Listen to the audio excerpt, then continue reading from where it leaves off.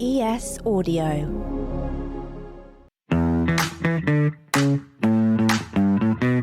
The Evening Standard Rugby Podcast with Lawrence Dallaglio. Well, it was all about the European Champions Cup this weekend. 4 emphatic home wins and some very entertaining rugby to boot. We'll be discussing it all here with myself, and I'm delighted to say, with Sarra Elgan. Sarra, how are you? I'm good, Lawrence. How are you? Very well indeed. Very well indeed. Thank you. Good. And also with us is Evening Standard Rugby correspondent Nick Purewal. Hi, Nick. Hi, Sarah. How are you doing? You okay? Yeah, really, really good. So listen, guys, Easter weekend. Have you been enjoying Easter eggs? We have so many in our house at the moment. Oh, really? I can imagine. I mean, Sarah, you'll know this from our time at BT's studios in Stratford. It's like going to the chocolate shop anyway. You just go, so just good, isn't it? Surrounded by chocolate. I mean, I had 2 days in the studio over the weekend, which was great. Get to watch all the rugby and sit there and eat lots of chocolate. So, do you know, honestly, when I get my timetable and I see that I'm in the studio for Europe, I get really excited. Not just because I'm in the studio and it's Europe, because I know I'm going to get a halftime Nando's and a chocolate intake from the canteen. That's almost as important. And you've got enough air miles to go anywhere you want now these days anyway, so you're not that bothered, are you, really? Oh, I love a studio day. Do you know what I was watching last night?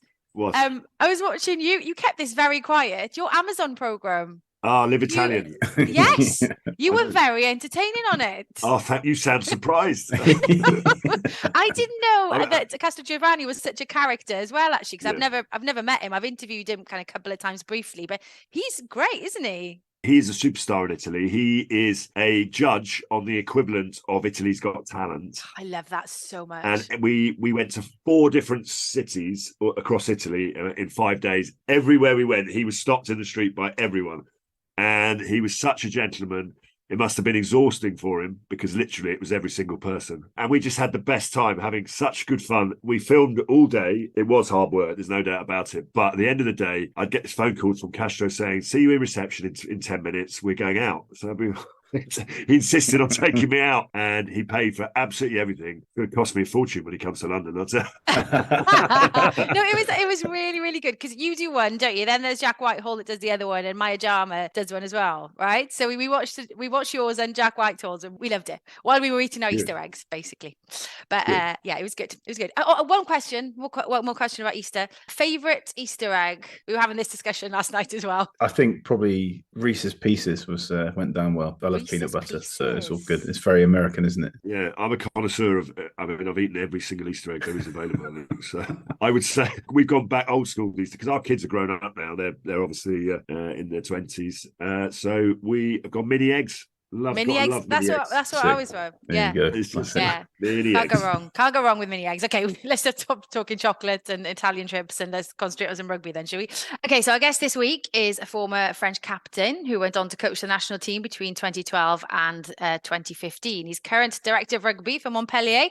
Is Philippe Saint André. Hi, Philippe. How are you? Good afternoon. He's had a holiday, so he's definitely feeling rejuvenated. Have you? Where have you been? Yeah, I had a weekend off after we lost in Exeter. So I've been to a place that Laurence knows very well because I think he was married there. The Lake of Como in Italy. Oh, nice. It's beautiful. Beautiful and sunny, like in England at the moment, apparently. Philippe, obviously after the disappointment of losing in the way you did against Exeter, coming back into the game and then scoring in extra time and then conceding right with the last play of the game. I mean, obviously for neutral people watching, fantastic game. But for you, it was very frustrating, I'm sure. Now that you've had a few days with some Italian wine to reflect, what are your feelings about that game? Are you still frustrated or have you moved on now? We are still very frustrated. First, congratulations to Exeter, and they won this weekend and they're in semi-final, so fair play for them. But for us, it was hard because it was one of the targets of the players.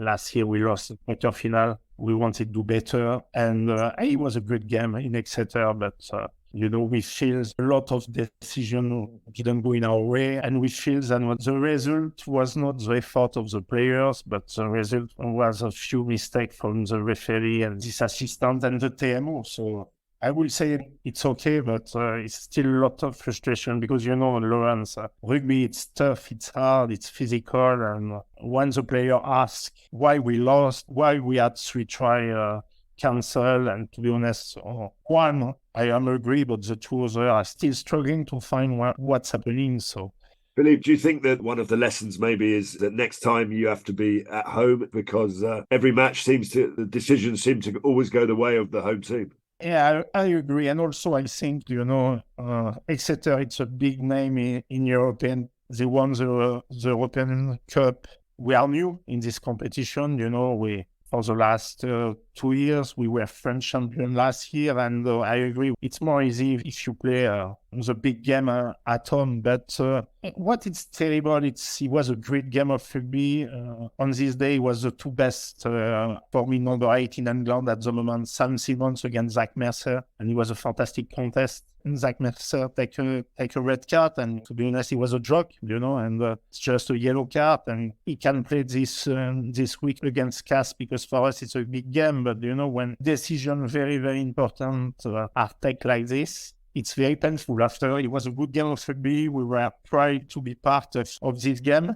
And now, we must move on. When players don't play well, you don't pick them. When the coach don't win, but your chairman sack you. When the referee have a bad game, it happens. But they are lucky they can referee the week after a very good game, But this is life. And like Laurent said, we shouldn't be much better in pool stage and to play at home. But it was a very good learning curve for my players and for the club of Montpellier. Philippe, you touched on Zach Mercer there. He's been sort of a revelation for you, hasn't he? He's done so well. I mean, we know that he's coming back to England and he'll be available for selection for the World Cup if England want to take him. Do you think that he has all the credentials to play at the World Cup? And what is it that makes him such a good player? And, why has he done so well for you at Montpellier? Definitively. After I coached the French team during 5 years, I was working for French TV and I commentate all the English Premiership, And when I commentate, I say, two guys, if I am back in business, I will pick. It will be Sam Simmonds, and Sam Simmonds will come next year, and Zach Mercer. And Zach Mercer is amazing for us. He was the best player in the top 14 last year, very consistent. He's worked hard, very, very skillful. He understands the game. He's a fantastic rugby player, and this work rate. It's amazing. And, when a coach international, you need guys with a huge work rate. And it's for me, then I think Sam Simmonds and Zach Mercer at the moment are the two best number 8. Philippe, do you think Exeter were extra motivated because you take all their players back to Montpellier? Do you think? You've raided them, Philippe. Yeah. I mean, you have Luke Cowan-Dickie. Hopefully his leg is okay. Sam Simmonds, Harry Williams. I mean, obviously there's something you understand from the English game that you like. Or is it because they're cheaper these days? I don't know. Yeah, but I've been 10 years in England, so I follow this Premiership. But, we lost Zach Mercer because he's back to Gloucester, We have Elliot Stuck also at the moment, and he's doing a great job with us. And Henry Thomas, the tight head also. And we have few English guys will be back to England next year. I have few from Exeter players on the market. And, I think the 3 guys that I signed are great players. They are good athletes. Also, when you play to Exeter, you have the habit to play big game. You need to be fit also. And also, I agree with you with the England economy in rugby at the moment after the COVID. In the French league, our economy is very strong, but we have a salary cap. We need 16 French players on each team sheet, but I need world-class players. I think the 3 guys I signed, they are world-class players. Do you have any news for us, Philippe, on the Luke Cowan-Dickie situation other than what we've been reading? Any updates as to whether or not he will be fit enough to go to you guys next season? I hope so. First, I hope for England, because I think if he's fit, he will be involved in the World Cup because he's a tremendous player. And for us, he will come very soon to Montpellier to do all this medical. And I cross fingers and I meet him in Exeter last week, and I hope that everything will be fine. Philippe, we can't not talk to you about the World Cup, and France obviously building incredibly nicely, as well as Ireland. South Africa, I still think very strong. Even though it's a few months away, do you believe now this is France's time? Yeah, we hope so. It's like you say, we have a fantastic squad of players. The best formidable, Also, when you are coach, it's all the time better to have the best player in the world in your team than against you. At the moment, with Antoine Dupont, we have the best player in the world. But after, the World Cup, we'll play the first game against New Zealand. I think we need to count about South Africa and Ireland. I think the French team are in the fourth favorite for this World Cup. But after, the outsider will be England, Scotland, and Australia, because these three big teams, England was struggling, the Six Nations, but I think they can be back. And I am very impressed also with the squad and the depth of Scotland at the moment. Tell me, Philippe, just last question. Obviously, you have to have 16 French players in your squad, but as a coach, head coach of the top 14 team, what has changed? The relationship and attitude between the coaches and the national team. There seems to be a real shift now. You're almost proud to prepare the players for the French national side, as opposed to maybe 5 years ago. It was very different. Yeah, to be honest, I fight when I was the coach of the French team, because some team was French champion with one or two French players on the team sheet. And I remember, we did a research, winger, 85% of the winger was Fijian, and 88% of the tight end was Georgian. And it was stable for the French rugby. And we make this force 7-8 years ago, and it changed completely, because first our young players, they stay in top 14 because they know they will have a game time. Also, we have a fantastic generation because they were world champion under 22 years in the row, and it changed completely the French rugby, because you still need good overseas players, and like Zach Mercer for us, he was amazing, but each week you need to pick 16 guys can be picked for the French team, and it's a big help for Fabien Galtier and this staff. And you can see for the last 3 or 4 years, the best team play November and Six Nations, and each summer the French teams are going with the second choice or third choice, but they do a fantastic job. They won in Australia, they won in Japan. So you can say that the depth and the strength in the French team at the moment. Well, Philippe, we finish with our guest with something called Tackled. So just a few light-hearted questions. I tackle or... I'm not going to get you started. Let's not get you started on refereeing decisions, Philippe. Tackled.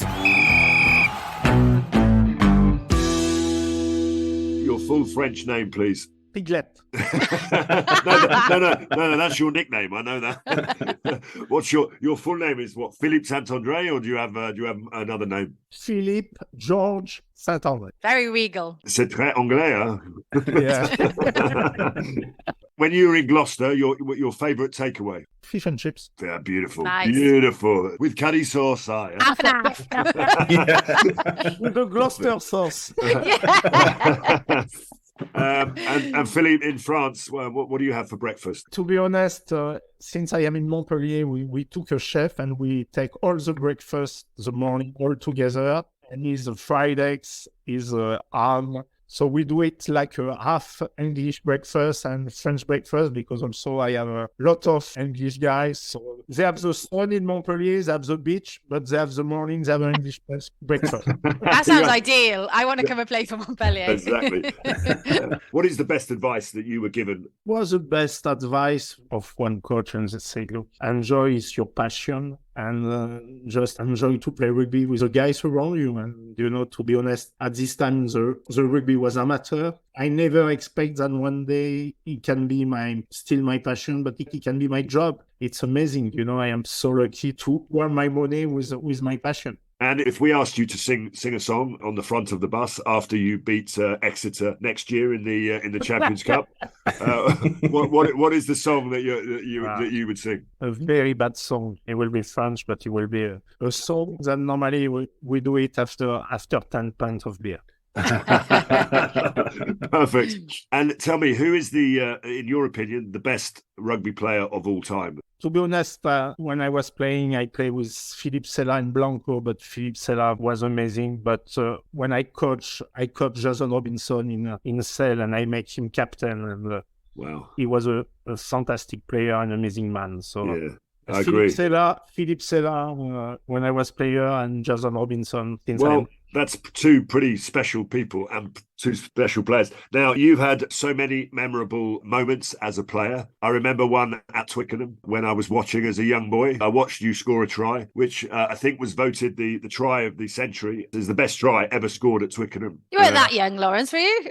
I was quite young, to be fair. I was in, okay. I was in the crowd. It was 91, I think. 91, yeah. England won the Grand Slam that day, but Philippe scored the best try I've ever seen at Twickenham. But what was your most memorable moment? I have a lot of players. I think 1995 was a captain, and we beat New Zealand twice in New Zealand, and he was the first cap of John Alomu, and he was something special. And of coach, of course, I have two great moments. One with Saint Sharks when we beat Leicester in Twickenham to be English champion, and last year with Montpellier we beat Castres to be French champion in Stade de France. So. Well, listen, Philippe, it's been great chatting to you. Thank you so much. We obviously wish you all the very best for the rest of the season, particularly against Castres. And at the end of the season, when your chairman is phoning you, he's phoning you to take you out for more celebrations. All right?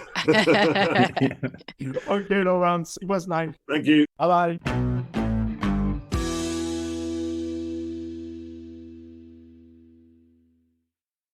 Okay, so let's chat about the weekend's rugby then and the results from the quarterfinals of the European Champions Cup. It was a pretty emphatic win for all the home teams, wasn't it? Proving, I guess, just how crucial home advantage is in the knockout stages of this competition. So Leinster beat Leicester 55 points to 24, and they will now face Toulouse in the semi-finals after the French team saw off the Chelsea Sharks 54-20. Lawrence, that scoreline possibly doesn't quite reflect the closeness of that game for, 60 minutes or so. But Toulouse scored 4 tries in the last 10 minutes, I think. They ran away with it in the end. It was a class performance, wasn't it? Because they don't always get it right to Toulouse, but when they do, it is magical. Well, first of all, it was a magnificent game, a magnificent occasion. I really liked that stadium, the Ernst Fanon Stadium. I think it was packed to the rafters, sea of red and black. And you know what? The Sail Sea Sharks. I always say that. Sail Sea Shark, the Sail Sharks. No, the Sail Sea Sharks. Seashell Sharks. That's that's the one. You go into that one as well. At the seashore. They honestly were great value as well. I mean, South Africa we'll talk more generally about the South African contribution for the first year in this competition. If I remember every other country where we first played in it, it was a really tough tournament. And with all the travel, and yes, it does happen both ways, but they ended up with 3 teams in the last 16, 2 in the quarterfinals, which, is a pretty good contribution. And the Lions in the Challenge Cup as well. And the Lions and the Sharks played magnificently well. In fact, I would almost say that there were a few quite concerned Toulouse supporters in the first 20 minutes because they were thinking, wow, this is going to be a procession. And actually, they turned up. A couple of decisions, a bit like, we saw across all the competitions, tend to go with the home team, and I think they benefited. But my word, Toulouse, when they decide to turn it on. I mean, they say that great teams are made up of great individuals. There's some great individuals in that Toulouse team. And I mean, obviously, we can talk and wax lyrical, as we will do, about Antoine Dupont, who had 5 assists, 5 try assists. I mean, if he's not scoring or saving tries, he's actually set up 5 on a plate, which is the highest of any player ever in the Heineken Cup. Then you had Ntamack, who has been struggling a little bit for form. I say struggling, he's just not been playing as well as he can play. And then suddenly he produces a magnificent performance. And then, as if that's not enough, Thomas Ramos, who's probably the most improved player in French rugby, 29 points from him. He was superb, unbelievable performance. So, yes, they will take some beating, I have to say. They've got to go now to Ireland and play Leinster. So, yeah, it's going to be tough, but a wonderful afternoon, down there in Toulouse. I think Dupont said after the game, when he was asked about Leinster, he said Leinster could probably play rugby with their eyes closed. But I guess you could kind of say that at times for Toulouse as well. So that semi-final, Nick, is going to be phenomenal. Yeah, it's a lovely sort of clash of methodologies, isn't it? Because in Leinster, much like Ireland, there's magic in the precision. It's so detailed, it's so precise, but they've got the ability to play outside of the structure when they need to as well, so they can really take teams apart. But then for Toulouse, I mean, the individuals, like we say, but they've got such power and such poise as well. That talking about Thomas Ramos, that the football pass he played on his own line inside to clear that's just absolutely unreal. I mean, just the sort of calmness and the pressure and the quick thinking to get himself out of trouble. And yeah, I mean, it's very hard to look past Leinster, especially on home soil, but they are going to be pushed all the way by one of the prestige teams of Europe. Oh, that's going to be some occasion, isn't it? Sandy Park this weekend then, Exeter Chiefs dispatched the last remaining South African franchise, the Stormers, 42-17 the final score there. And it was probably the Chiefs' best performance of the season, to be fair. They will head to Bordeaux now in the semi-finals to take on the defending champions La Rochelle, who beat Saracens 24-10. Now, Lawrence, you thought Sarries might manage to pull off a win against La Rochelle, but they just couldn't seem to get, a foothold in the game, could they? La Rochelle were just so dominant and Saracens were just overpowered a little bit. I mean, I think it's a real concern for Mark McCall and for Saracens. I mean, a lot of people questioning whether they're still a European powerhouse and all that sort of stuff. I mean, look, they've spent a long time out of the competition through, a little bit their own fault, but it's not easy to re-establish yourself. And I think the game has moved on differently. This is now 3 games that Saracens have lost, 3 big games. And the worry is that in the English Gallagher Premiership, they're head and shoulders the best team there. And it feels like when they turn it on in the Premiership, they're just able to beat anyone that they want. And I think when you turn up in Europe, you have to turn it on and you have to be on it straight away because every side is very, very good. Now, they've lost Challenge Cup quarter-final against Toulon away last year. They've now lost this quarter-final against La Rochelle away, and they lost the final, of course, against Leicester in the Premiership. So there will be some question marks, understandably, around that group. They were just blown away by a very, very good La Rochelle team. The power game up front from La Rochelle, Skelton, Antonio, Gregory Aldrit. I mean, the carrying, Bottier. The size of the carrying. And I mean, I don't know, you need an RPG to get these guys off the ball, by the way. I mean, literally, if they Saracens went into contact and literally it was like taking sweets off a kid in the playground. I mean, they were robbed at every opportunity because the people that were there were just bigger and stronger. And, the game is now, you've got to be so precise at the breakdown. If you get it wrong, you're red carded. And if you get it right, then you got half a chance. But I was very, very impressed with the bounce mentally because La Rochelle were poor last week against Gloucester. And I think the real La Rochelle turned up and they blew Saracens away quite considerably. And so a bit of thinking for English rugby. Is it the salary cap? Could possibly be, but it's also the size of players that we have at the moment. And a nasty injury to Billy Vunipola. Let's hope that he's not out the game for too long. But they were second best and well beaten. They were an Exeter. Will have to be the ones to figure out how to hold on to their sweets in the playground in the semi-finals, which will be a tough task for them, but one they will relish, I'm sure, because they go to Bordeaux to face La Rochelle. And I suppose one of the big questions for Exeter as well, Nick, is yes, they've kind of almost seen, I suppose, Europe this season as their escape, and they've done really well in that competition. But can they carry their good form from Europe now back into the Premiership? Because time is running out for them there. Yeah, absolutely. And I think, obviously the draw was kind. You earn your draw, but the situation with the Stormers, it no doubt helped. And so they've come through that very well. They played well. But I think they probably, within themselves, would probably admit that they're still taking steps back to their best rugby. And I still think they've got to step it up a couple of notches because they've got some big games coming up. And this is when the pressure really comes on. Okay, well, there were some very impressive individual performances over the weekend, as we've touched upon really when we spoke about the games themselves. So time to choose our players of the week. Player of the Week with QBE Business Insurance. Be prepared. Nick, you can start this week. Yeah, it's got to be Levani Bottier, hasn't it? It's absolutely unbelievable. I mean, 34 years old, 4 turnovers in about 25 minutes, and then a great assist for a try. And he's a guy who, when you look at, if you were sort of building the ideal rugby player, I mean, there's not much he doesn't have. He's played Test rugby at centre and in the back row, and club rugby at the highest levels in both positions. He played on the wing as well. And for somebody who, I suppose, started off as a back to be so adept and proficient, especially over the ball in the back row, is just absolutely unbelievable. And he was outstanding. And to be doing that at 34 is not much short of unbelievable. Is he 34? Really. Yeah. Yeah. I mean, he has been he started life as a prison officer, so he has been used to controlling grown men in small spaces is basically what he does. So I think he was a magnificent performance. But for me, Thomas Ramos, if nothing else, for that 20-meter kick across an open goal, straight to Tamac to clear 29 points, 2 tries. I thought in a game that's got Dupont on the same pitch, to win the star of the match, it takes a little bit of doing, right? So we have to give it to him as the outstanding player, Thomas Ramos. How about you, Sar? Oh, I hate going last because you two always say every name that like comes to my head from this weekend before I even open my mouth to you. But I am going to go. I'm going to be very boring and predictable and go with Dupont because I don't know. I just think it was another stunning performance. I don't think he can put a foot wrong, can he? Everything about his game is just positive and ridiculous. I loved Matt Dawson, what Matt Dawson labelled him after that French victory in England. He said he's like Cristiano Ronaldo, Messi and Zidane all rolled into one. Yeah, he's just a dream, isn't he, to watch, really. So I'm going to be boring and go for him. You're going for the GOAT. I'm going for the GOAT. Yeah. Which I think he's still playing and he's already been labelled the GOAT. He's got unbelievable skills. So you picked the best, actually. Well done. Okay, thank you. Say the best to last. Okay, well, next weekend, we're back to Gallagher Premiership territory and round 22. I actually can't get my head around the fact that we're like at this stage of the season already. So let's take a look at what's coming up there. Bristol Bears see the Sale Sharks come into town, and then it's a West Country derby. It's Gloucester take on Bath. Quins will face Newcastle at the Stoop. Sarries will be taking a trip to Franklin's Gardens as they face Northampton Saints.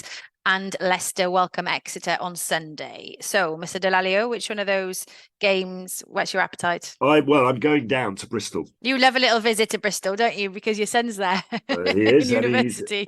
He will be coming to the game and we will be having some pints afterwards. So, yes, exactly. That just happens to be coincidental, by the way, listeners, just so you know. But yes. Okay, yeah, sure is.